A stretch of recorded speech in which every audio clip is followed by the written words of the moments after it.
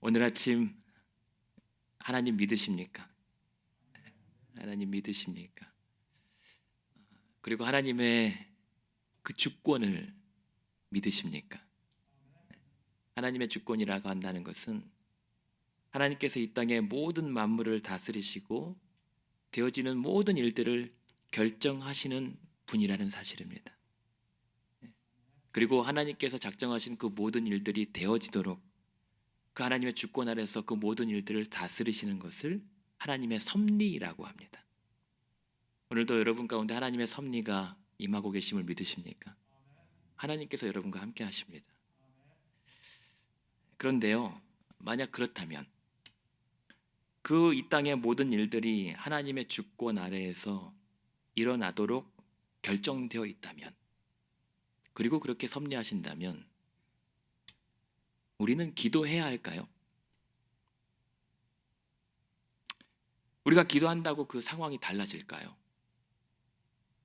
기도하지 않아도 하나님께서 우리의 필요를 아시고 우리의 앞길을 다 정해 놓으셨는데 우리가 괜한 짓 하는 것 아닐까? 근데 왜 저 김 목사는 자꾸만 기도하자고 그럴까? 괜히 하나님 뭐 알아서 하시는데 괜히 귀찮게 하는 거 아닐까? 오늘 다윗도 일주일 동안 금식해요. 그렇게 금식하며 울며 기도하는데 소용이 없었습니다.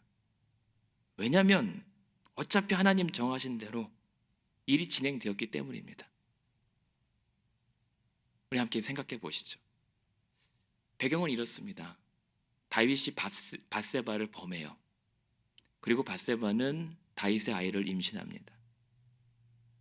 다윗은 왕이라도 간음을 했기 때문에 이 죄를 은폐하려 하다가 뜻대로 되지 않아서 그 밧세바의 남편 우리아를 죽게 만듭니다.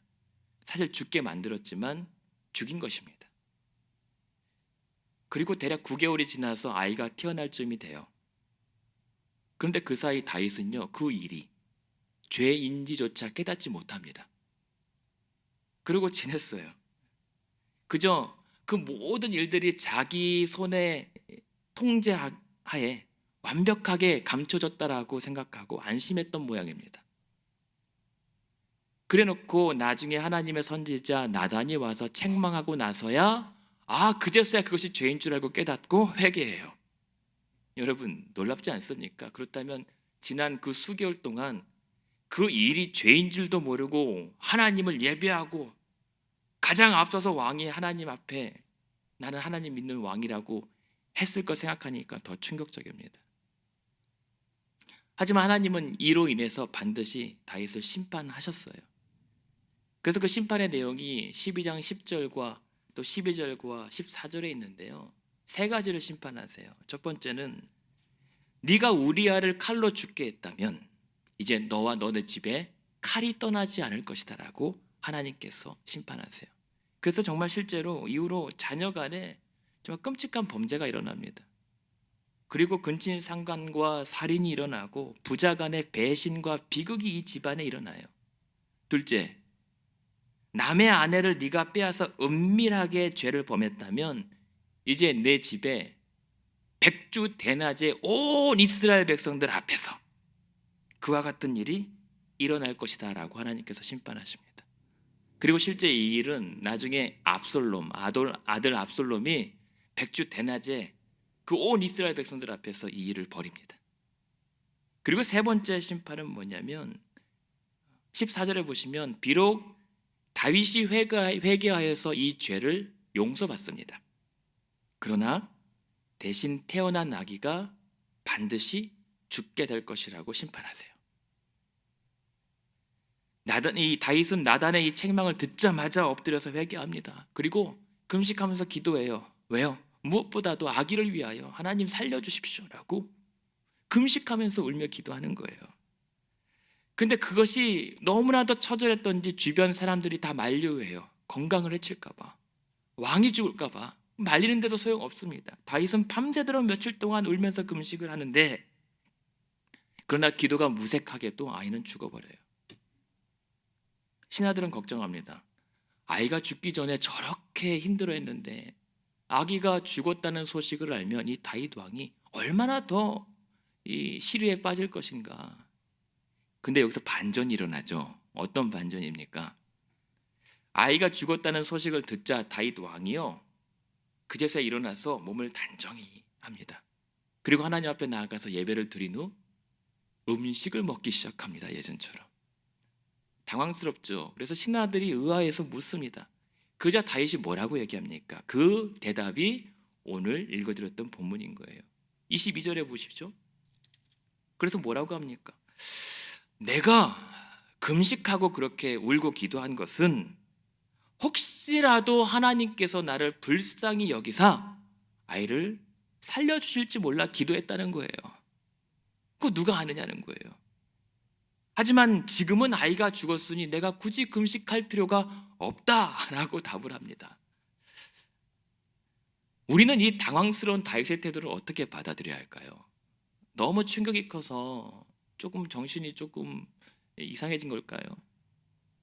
아니라면 어차피 하나님은 이 다윗의 기도를 듣지 않으실 것이었다면, 그리고 어차피 아이도 죽을 것이었다면 다윗은 굳이 기도할 필요가 없었잖아요. 그리고 마찬가지 우리도요. 우리도 굳이 그럴 필요가 없을 것 아닙니까? 여러분 어떻게 생각하십니까? 그래도 기도해야 할까요? 대답은 그래도 구하여야 할지니라. 그래도 기도해야 합니다. 제가 너무 기도 못하게 만들어 놓고 기도하자고 그러는 거 아닙니까? 그래도 기도해야 합니다. 네. 왜냐하면 기도라고 하는 것이 무엇입니까? 하나님의 영광을 위하여, 그리고 구하는 성도의 유익을 위하여서 반드시 필요한 일입니다. 그래서 성경은 우리에게 뭐라고 가르치죠? 쉬지 말고 기도하라고 말씀하시는 거예요. 그것이 하나님의 뜻이기 때문입니다. 쉬지 않고 기도하는 것이 하나님의 뜻인 이유는요, 하나님은 우리의 기도를 통해서 하나님의 일을 이루시기로 작정하셨기 때문이에요. 하나님께서 결정하신 일들이 있지만 그것은 우리의 기도를 통해서 이뤄 가시기로 하나님께서 정해 놓으셨기 때문에 우리는 기도해야 하는 것입니다. 근데 여기서 조금 더 말씀을 드리면, 그렇다고 우리의 기도로 하나님의 계획이 바뀌지는 않아요. 주일 아침에 제가 헷갈리게 만듭니까? 다윗도 심란한데 지금. 그러나 분명히 알아야 됩니다. 우리가 기도한다고 해서 하나님의 마음이 바뀌는 건 아니에요. 기도는 하나님을 우리 수준으로 끌어내리는 것이 아닙니다. 기도는 우리가 하나님의 수준으로 끌어올려지는 것입니다. 그래서 기도는 나의 뜻이 아니라 하나님의 뜻이 이루어지길 구하는 것입니다. 대신 기도하면요, 하나님께서 우리의 상황을 바꿔주세요. 그래서 우리의 상황을 바꾸셔서 하나님의 정하신 일들을 마침내 이루십니다. 그래서 성경을 보면 어떻게 하죠? 기도하면 하나님의 심판을 보류해 주시거나 히스기야 왕처럼 병을 고쳐주세요. 그리고 생명을 연장해 주시기도 합니다. 그래서 우리는 기도해야 합니다. 하나님께서 우리가 기도할 때 반드시 들어주시고 우리의 병을 고쳐주실 수도 있고 우리의 생명을 연장해 주실 수도 있기 때문입니다.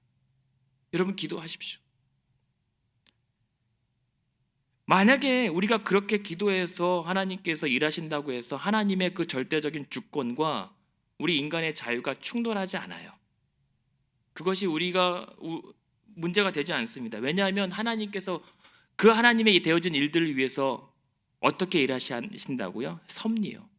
하나님의 그 신비로운 섭리의 공간이 우리로 하여금 더 겸손하게 만들고 더 간절하게 기도하도록 도와주는 겁니다. 하나님의 일하심 때문에.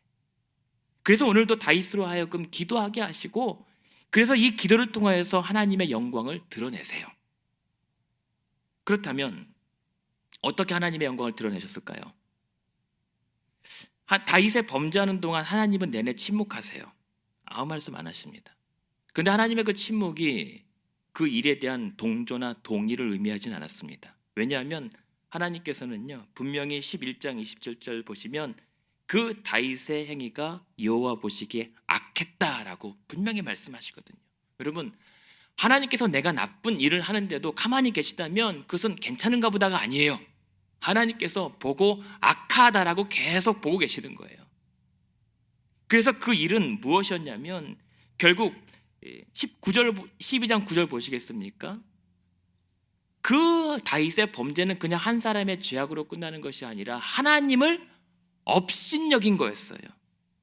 동시에 10절에 보시면 그것은 하나님의 말씀을 또한 업신여긴 거였어요. 하나님과 하나님의 말씀을 동시에 업신여긴 것이었어요.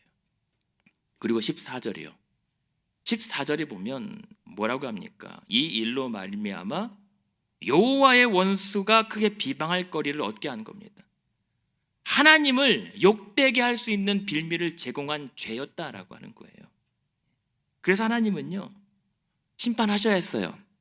사람들이 저 하나님 마음에 합한, 그래서 세운 왕 꼬락서니 보라고 욕할 것이기 때문에 만약에 하나님께서 이 죄에 대한 심판을 이루지 않으신다면 하나님은 영광은 고사하고 조롱받습니다. 지금 다윗과 밧세바와의 일, 그리고 그것 때문에 우리아를 죽인 일, 그리고 이 태어난 아기가 누구의 아기인지는 알만한 사람 다 아는 상황에서 침묵할 수만은 없었어요. 외면할 수는 없었던 겁니다. 그래서 이 죄의 심판은 하나님의 영광을 위해서라도 반드시 필요한 일이었어요. 그래서 그 율법에 따르면요, 간음죄를 저지른 자는 둘 다 죽여야 했습니다. 그리고 12장 16절 한번 보시겠습니까? 12장 6절 보면 이제 나단이 다윗을 책망할 때 남의 양을 빼앗은 사람 어떻게 됩니까? 라고 했을 때 이 다윗이 그러거든요. 율법에 따라 남의 양을 빼앗은 사람은 4배로 갚아야 된다라고 얘기하거든요. 자기 얘기인 줄도 모르고. 그래서 결국 어떤 사람은요, 이 남의 아내를 빼앗은 죄 때문에 다윗의 4자녀, 이 아기와 암논과 압살롬과 아도니아가 죽임을 당했다라고 보기도 해요. 어쨌든 그렇게 죄가를 치러야 했습니다. 그리고 그 죄를 범한 다윗이 장본인이 죽어야 했음에도 불구하고 아기가 대신 죽은 것이에요. 다윗은요, 그래서 그런 회개를 통하여서, 그 회개를 통해서 괴롭지만 그 하나님의 결정을 받아들여야 했어요. 하나님의 영광을 인정해야만 했습니다. 하나님의 일을. 그런데 동시에 기도는요, 이 하나님의 영광과 더불어서 구하는 자의 유익을 위해서 필요한 겁니다. 그렇다면 이렇게 하나님의 영광이 드러났다면 실제 다윗이 기도를 통해서 얻은 유익은 무엇입니까? 아이가 죽어버렸는데, 하나님 내 기도 들어주지 않았는데 무슨 유익이 있다는 말입니까?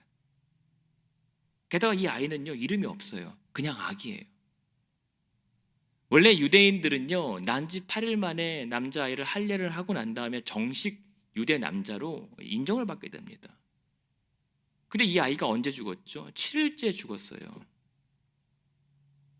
그렇게 이름도 없이 아무것도 모르는 아기가 자기 죄 때문에 이렇게 죽어간다는 것을 다윗은 기도하면서 내내 괴로웠을 거예요. 너무 괴롭죠.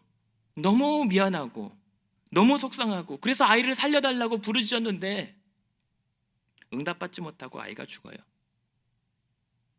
그런데요, 그럼에도 불구하고 다윗이 체념하지 않습니다.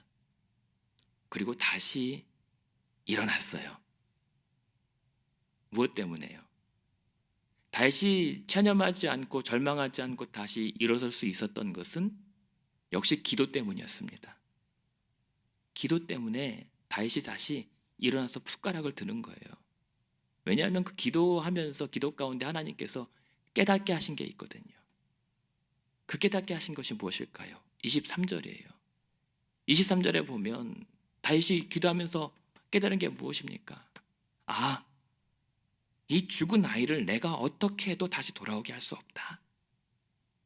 두 번째는, 그렇다면 내가 죽어서 그 아이에게 가야만 해결할 수 있고 해결될 수 있는 일이기 때문에 지금 나로서는 할 수 있는 일, 그리고 해야만 하는 일은 결국 죽음 너머에 남은 삶까지도 다스리시는 그 하나님의 주권을 믿고 맡기는 거예요. 그래서 또 혹자는요, 지금 이 다윗이 기도 가운데 깨달았던 것은, 그래서 내가 지금 이 땅에서가 아니라 장차 하나님 앞에 내가 죽어서 나갔을 때 그 아기를 다시 만날 수 있을 것이라고 하는 믿음과 소망을 얻었기 때문에 안심하고 만족할 수 있었다라고 이야기도 합니다. 그래서 밥 먹는 거예요. 정상적인 부모라면 아유 잘됐다 뭐 이렇게 먹겠습니까? 슬프지만 힘들지만 그러나 오히려 더 숙연하고 비장한 마음과 믿음으로 힘써서 숟가락 드는 거예요. 근데 그게 우리 인생 아닙니까? 도무지 내 힘으로는 도무지 살아낼 수 없는 그 처절한 절망 속에서 그래도 하나님께서 나를 붙잡아 주실 것이고 그날에 그 소망을 이루어 줄 것을 믿고 그냥 애써서 숟가락 드는 거잖아요. 그렇게 볼 때 다윗의 삶은요, 사실 화려한 명성과 경력에 비해서 좋았던 날보다 좋지 않았던 날이 더 많아요. 알잖아요. 왕으로 택함 받아서 이제 대접받은 게 아니라 기름 부음 받은 순간 이 사람은 쫓겨다녀요. 좋았던 시절 다 사춘기 시절 다 도망자 신세로 살잖아요. 차라리 왕이 안 되었더라면 평범하게 더 편안하게 살 수 있었을 것 같아요. 그런데 그런 다윗의 인생을 결정적으로 바꾼 계기가 어디라고 생각하십니까? 다윗의 인생을 결정적으로 바꾼 계기는요, 지난날 거인 골리앗을 쓰러뜨리고 영웅으로 사람들이 세워준 그날이 아닙니다. 다윗의 인생을요 완전히 바꿔버린 것은 오늘 그 처절한 회개를 통하여서 그 죽음 앞에서 자기 자신을 찾아가는 이 상황이 다윗 인생의 이전과 이후로 나눠져요.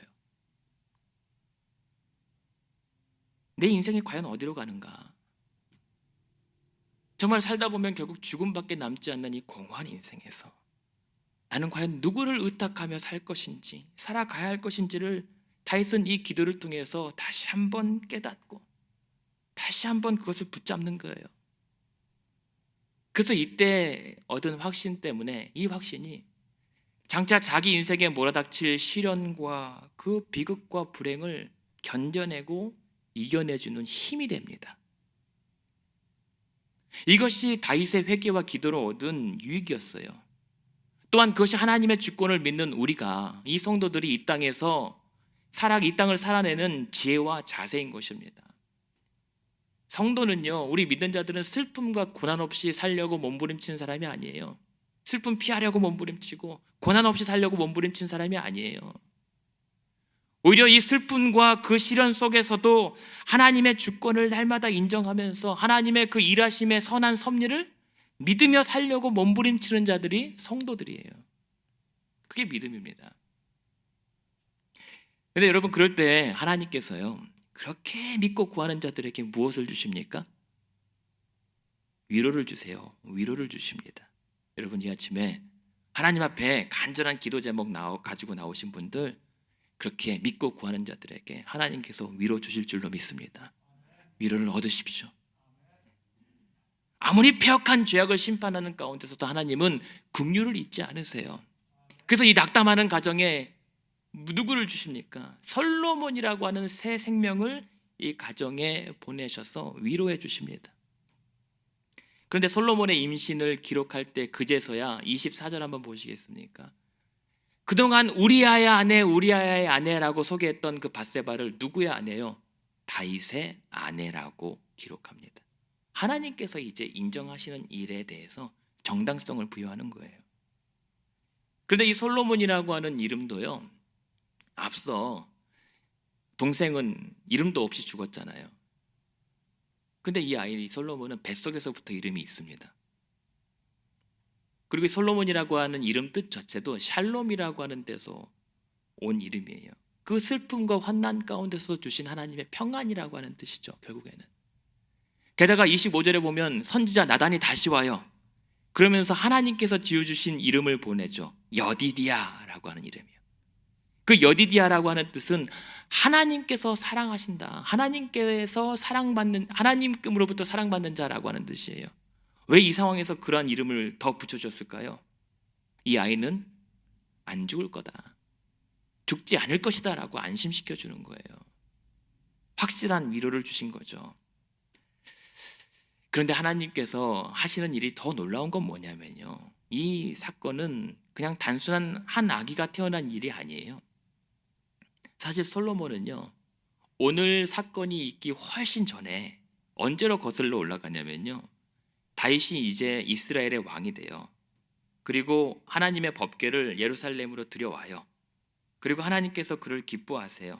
그리고 주변이 다 평안할 때 다윗이 생각해요. 하나님을 기뻐하고 하나님 생각하면서, 나는 이렇게 좋은 집에 궁에 거하는데 하나님은 저 텐트에 지금 거하시니 어쩌겠느냐, 내가 하나님을 위하여 처소를 지어야겠다라고 성전 건축을 마음먹을 때 하나님께서 그에게 뭐라고 하시냐면, 내가 너에게 아들을 줄 것인데 그 이름을 솔로몬이라고 하라고 말씀하세요. 역대상 22장 9절에 나오거든요. 이 무슨 말입니까? 하나님 일하신 게 얼마나 멋지냐면요, 그 죄의 처참한 현장이잖아요. 슬픔밖에 없는 이 현장에, 그리고 그 죄를 심판하는 그 한복판에서 그 하나님의 구원이 이 다윗의 처절한 회개를 통하여서 평안과 위로로 이어지게 하시더니 아무 일 없었다는 듯 그 이전에 하나님께서 정해놓으신 하나님의 일들을 묵묵히 이어가시는 거예요. 그러니 하나님, 우리가 그 하나님 앞에 기도해야 되지 않겠습니까? 어떤 일들로도 하나님의 일을, 하나님의 선한 일들을 이루어 가시는 하나님을 더 의지해야 되지 않겠습니까? 다윗은 기도 가운데 그것을 알았던 거예요. 분명히 알았습니다. 그렇게 하나님은 다윗을 위로하시고 다시 일으켜 주세요. 그래서 하나님께서 지난날 이전에 내게 하신 약속, 이 집안이 결코 망하지 않고 견고해서 영원할 것이다 라고 하는 그 집안과 후손의 축복을 하나님께서 계속 이어가신다는 것을 붙잡게 되는 거예요. 망하지 않을 것이라는 것. 그런데 여러분, 이런 모습 볼 때 혹시 생각나는 사람, 기억나는 사람 혹시 한 사람 없습니까? 저는 사울 왕이 갑자기 생각나더라고요. 우리 지난주 사울 왕 살펴봤잖아요. 얼마나 불쌍합니까? 사울 왕과 다윗 비교하면요, 거의 평행 이론이에요. 왜냐하면 거의 비슷해요. 그리고 암몬 족속과 싸웠던 거 비슷하고, 그들이 어디를 다니든지 다 이긴 것도 똑같아요. 그리고 심지어 뭐까지 똑같냐면 둘 다 범죄한 것도 똑같아요. 둘 다 실패예요. 그리고 그 두 사람의 지은 죄를 비교하면요, 사실상 사울보다 다윗이 더 큰 죄를 졌죠. 다윗이요. 여러분, 사울은요 어땠습니까? 사람 미워했죠. 그래서 죽이고 싶었는데 결국 못 죽여요. 다윗 그렇게 몇 번 죽이려고 했는데 못 죽여요. 수십 년은 아니고요, 10년 넘게 쫓아다녔는데도 못 잡아요. 그런데 다윗은 어떻게 하죠? 다윗은 자기 지은 죄를 감추려다가 죽이려고 한 것은 아닌데 결국 어떻게 해요? 자기 신하를 죽여요. 살인죄를 저질러요. 그럼 누가 큽니까? 다윗이 더 나쁘죠. 그런데 결과는 어떻게 됐죠? 사울 왕 집안은 처참하게 비참하게 망하고 다윗 왕 집안은 안 망해요. 이런 불공평한 게 어디 있습니까? 그래서 사울 왕이 너무 불쌍하더라고요. 근데 같이 실패했는데 다른 결과가 나와요. 이 결정적인 차이는 무엇일까요? 다 같은 절망에서 다른 선택을 했기 때문이에요. 한 사람은 죄를 깨달았을 때 회개하지 못했습니다. 그런데 다른 사람은 죄를 깨닫자마자 회개합니다. 앞서 그 한 사람은 같은 죄를 또 반복합니다. 그런데 다른 한 사람은 그 죄를 다시는 반복하지 않아요. 그 한 사람은 갈수록 잘 될수록 사람들을 의지했는데요, 다른 한 사람은 갈수록 하나님을 의지하게 됐습니다. 심지어 급기야는 그 한 사람은 죽음의 절망에 이르렀을 때 자신을 칼에 내던져요. 그런데 오늘 이 한 사람은, 다른 사람은 그 죽음 앞에서 자신을 하나님께 내던집니다. 그게 다른 결과를 가져온 과정이었던 거예요. 그래서 두 사람을 비교해 보면 사울도 우리 인생이에요. 그런데 다윗도 우리 인생입니다.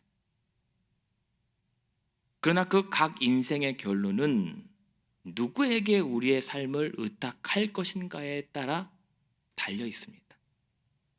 성경은 그것을 대조적으로 보여주고 가르쳐 주는 것입니다. 오늘 여러분들은 누구를 의탁하시겠습니까? 우리의 삶이 가야 할 곳이 정해져 있다면 그 정해진 죽음 건너서 그 갈림길에 누구를 의지하고 가야겠습니까? 그것이 우리가 오늘도 하나님의 주권 앞에서 우리의 삶을 더 맡기면서 꿇어 엎드려 기도해야 되는 이유입니다.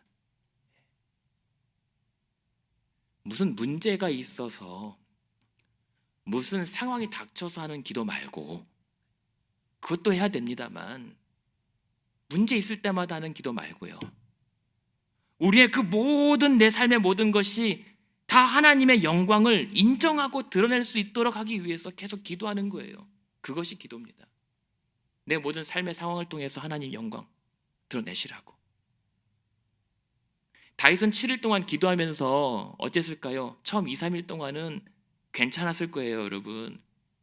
아이가 안 죽거든요. 살아났거든요. 살고 있거든요. 아, 그러면서 내 기도발이 먹히나 보다라고 착각했을 수 있어요. 하지만 그 기도의 후반부 계속 갈수록 느껴지는 것은 자신의 무력함과 무능함이죠. 그리고 그럴수록 더 크게 와닿는 것은 하나님의 주권, 하나님의 거부할 수 없는 주권과 하나님의 선한 계획과 섭리하심이죠. 그게 우리가 기도 가운데 누려져야 할 기도의 유익입니다.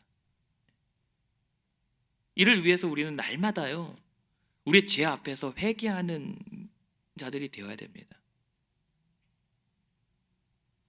우리가 부질불식간에 짓는 죄들이 있잖아요. 자꾸만 죄인이라고 하면 자꾸만 우리를 왜 비하시키냐고 하는데요, 그게 아니잖아요. 우리 기독교적인 죄인의 개념은 하나님의 일들을 가로막는 이 죄악 덩어리들을 걷어내야 나를 통해서, 나의 모든 상황을 통해서 하나님의 일들이, 하나님의 일하심이 온전하게 드러날 수 있도록 하기 위해서 계속 그 죄를 비워내는 거예요. 그것을 무한한 자기 찬염이라고 말할 수 있습니다. 계속 나를 내려놓는 거예요. 계속 나를 비워내는 겁니다. 그런데 감사한 건 무엇인 줄 아십니까, 여러분? 우리가 기도할 때 아이고 나도 심판받을까 봐, 나도 죽을까 봐 염려해서 두려워서 기도하는 게 아니에요. 왜요? 우리는 더 이상 율법의 기준에 따라 그 죄의 책임을 우리가 그렇게 물지 않아요. 왜 그렇게 됐을까요? 우리가 누구의 이름으로 기도하죠? 예수 그리스도의 이름으로 기도하는 거예요. 여러분, 예수님의 이름으로 기도하지 않으면 다 그 기도 소용없어요. 만약에 그분의 이름으로 기도하지 않으면 그 죄의 책임을 내가 감당하고 구하겠다는 거거든요. 그런데 우리가 예수님의 이름으로 기도하게 된다는 것은, 예수님께서 그 십자가로 인하여 그 모든 책임을 배상해 주셨다는 것을 믿고 구하는 거예요. 내가 죽을까 봐 두려워서 기도하는 것이 아니라 미안하지만 감사한 마음으로 하나님 앞에 예수 그리스도의 이름으로 구하는 거예요. 그래서 더 이상 병과 죽음은요, 죄의 결과로 인한 것이지만 예수님께서 뭐라고 하십니까? 그 병과 죽음은 사람이나 부모의 죄로 인하여 저주받아 고통받는 일이 아니라 무엇이죠? 하나님의 하시는 일, 하나님의 구원을 나타내시기 위한 수단으로 바뀝니다.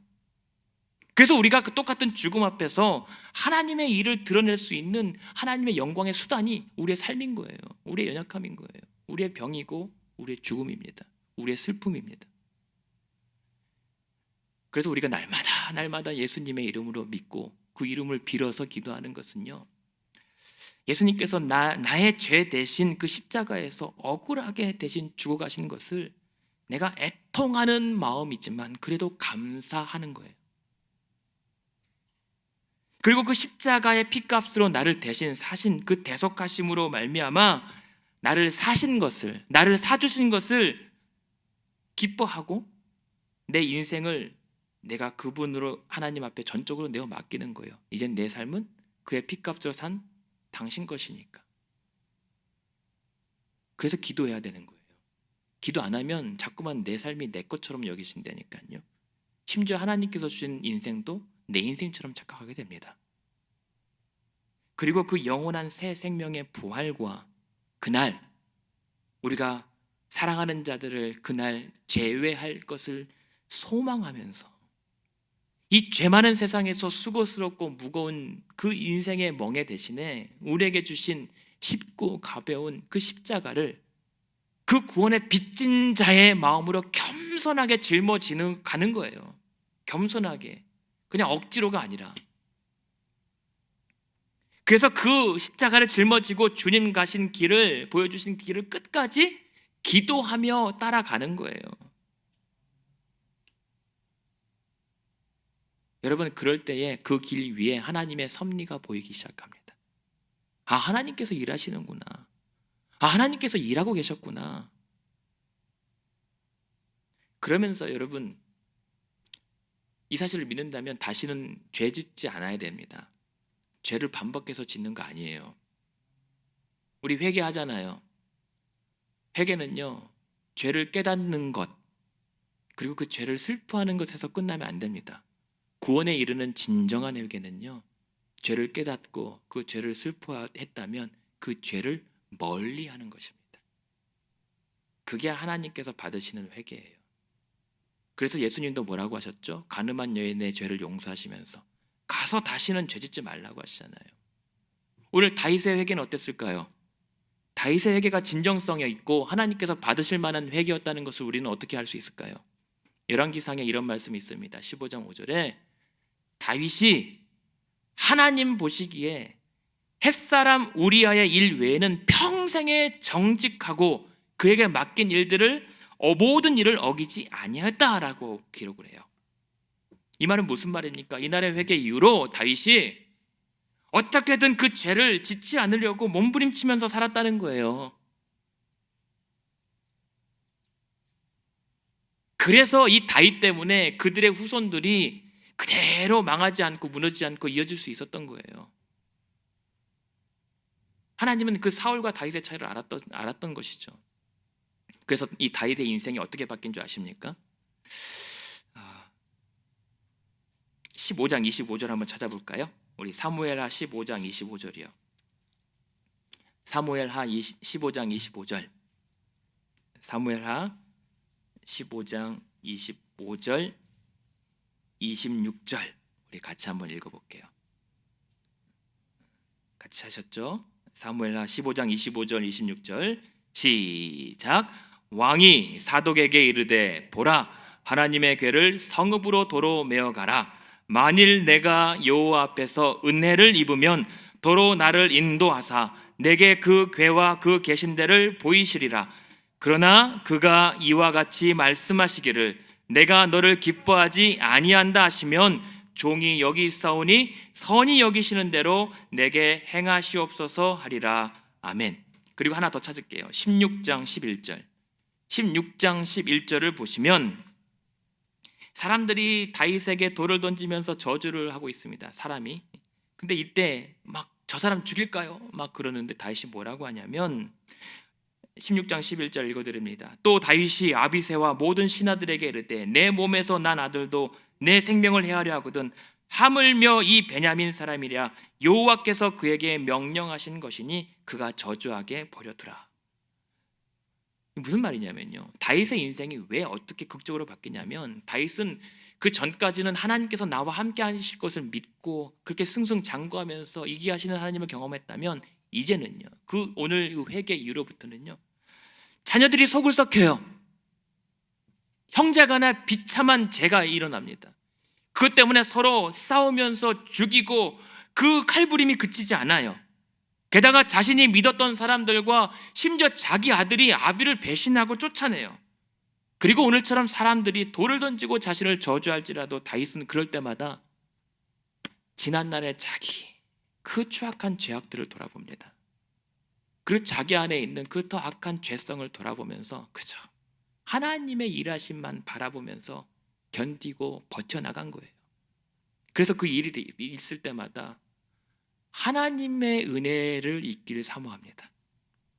그리고 만약 하나님께서 나를 기뻐하시면 나를 다시 회복하실 것인데 만약 하나님께서 보시기에 나를 기뻐하지 아니하신다면, 그리 아니하실지라도 하나님께서 보시기에 선히 이끄시는 대로 나는 따라갈 것이라고 고백해요.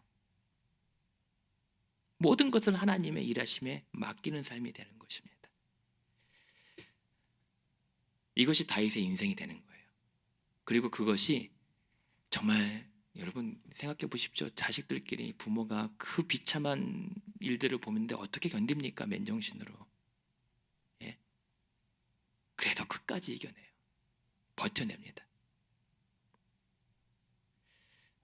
그렇게 우리도 그렇게 이겨냈으면 좋겠어요. 하나님의 은혜를 잊기를 원하고, 하나님께서 나를 지금 기뻐해 주신다면 나는 능히 견뎌낼 수 있습니다. 행여 하나님께서 기뻐하지 아니하신다고 했을 땐 그래도 하나님은 선하시기에 내가 하나님 선히 행하시는 대로 내가 순종하며 가겠습니다. 그런데 또 반전은 뭔지 아십니까? 이러고도 나중에 말년에 다윗이 넘어져요. 하나님 벌 받습니다. 또 실패해요. 이렇게 살았는데도. 그런데 그때도 하나님의 은혜를 입어요. 참 하나님 정말, 여러분 우리 하나님 믿는 거 결코 후회하지 않습니다. 후회되지 않아요. 왜냐하면 다윗 안 버리시거든요. 끝까지 붙잡고 계시거든요. 그렇게 하나님의 예정은요, 하나님의 택한 백성들이 그 하나님의 정하신 길 가다가 도중에 이탈하지 않고 그 정하신 곳에 끝까지 갈 수 있도록 도와주세요. 포기하지 않으세요. 그러면 우리는 어떻게 해야 되겠습니까?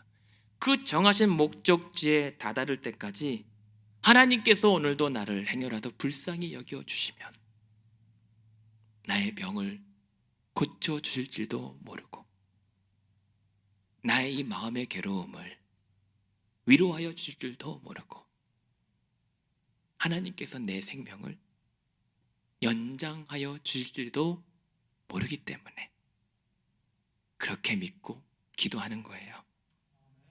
이것은 체념이 아니라 하나님께 다 내어 맡기는 것입니다. 여러분 그래서 기도 제목 놓지 마시고 기도해야 돼요. 누가 알겠습니까? 그러다가 그렇게 오랜 시간 동안 기도했는데도, 오랜 시간 그렇게 버텼는데도 그 결과가 내 뜻과 다를지라도 그것이 하나님의 그 선한 계획과 섭리 가운데 있는 것을 믿는다면 하나님의 생각은 우리의 생각과 달라서 재앙이 아니라 평안이며 우리에게 미래와 소망을 주시는 분이 바로 그 하나님이심을 믿는다면 울게 될지라도 아멘으로 화답하면서 다시 숟가락 드는 거예요. 목구멍으로 안 넘어가지만 그래서 다시 일어나 보는 거예요. 그렇게 한 걸음 더 디뎌 보는 거예요. 그럴 때 그 믿음의 발걸음에 그 발자국이 하나님의 영광이 새겨집니다. 하나님의 일하심이 뒤따라와요. 그렇게 다윗의 인생은요, 우리가 기대했던 것처럼 화려하거나 완전하거나 온전하지 못합니다. 그럼에도 불구하고 하나님은 다윗의 인생을 보면서 내 마음에 합한 자라고 평가해요. 왜요? 하나님 마음에 합한 기준이 무엇입니까? 무슨 공로나 재능이 아니에요. 다윗이 하나님 마음에 합했던 이유는 무엇입니까? 그냥 하나님 사랑할 줄만 알았고 그냥 하나님을 기뻐하며 하나님 생각하는 것을 즐거워했어요. 하나님을 노래하는 것을 좋아했어요. 그냥 하나님 자체, 하나님의 플러스 그 무엇이 아니라 하나님 자체, 그분의 영광. 그러다가 하나님께서 기뻐하지 않는 그 죄악을 깨닫거나 또 알게 되면 바로 그 자리에서 회개해서 하나님 내게로 정직한 영 새롭게 해달라고, 주의 영을 거두지 말아달라고, 나를 우슬처럼 정결케 해달라고 그렇게 뉘우칠 수 있는 사람이 다윗이었어요. 그렇기 때문에 하나님 마음에 합한 자입니다. 그래서 뭐라고 합니까? 내 마음에 합한 사람이라 내 뜻을 다 이루게 할 것이다. 그게 하나님 마음이 아픈 자예요.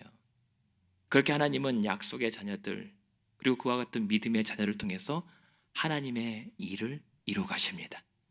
저와 여러분을 통해서 말이죠. 그러니 오늘도 행여 이 아침에 하나님의 뜻이 나의 뜻과 달라서 당황하고 계시는 분들 계시다면, 혹은 내 삶의 실패와 지난날의 슬픔 혹은 지금 내가 겪고 있는 감당할 수 있는 어려움으로 인하여 너덜너덜해진 심령으로 겨우 하나님 붙잡고 계신 분들 계시다면 끝까지 믿음 잃지 마십시오. 믿음 잃지 말고 계속 붙잡고 기도하십시오. 그러면서 대신 이번 한 주도요, 죄 짓지 말고, 죄 지었더라도 절망 대신 회개하면서 다시 엎드려 하나님의 뜻을 간구하시길 바랍니다. 이방 종교는 내 일이 안 풀릴 때 막 부르짖어서 그 신의 마음을 한번 조종해서 내 뜻을 관철시키려고 하는 것이지만, 우리 기독교는 나의 일이 풀리지 않을 때 하나님의 마음이 아니라 나의 마음을 뉘우치면서 하나님의 뜻을 물어가는 신앙입니다. 그리고 하나님께서 이끄시는 대로 다시 순종하며 가는 게 우리 기독교 신앙이에요. 이를 통해서 우리가 이번 한 주간, 또 사순절, 고난주간, 부활주일 다가오는데요, 하나님의 영광을 인정하고 드러내는 우리 성도들의 삶 되기 원합니다. 그래서 비록 나는 실패할지라도 도리어 그 가운데 하나님의 위로를 얻어서 마침내 하나님의 정하신 그 선한 계획을 위해서 쓰임받고 세움받는 우리 성도님들, 또 우리 교회 되기를 주님의 이름으로 축원드립니다. 기도하겠습니다.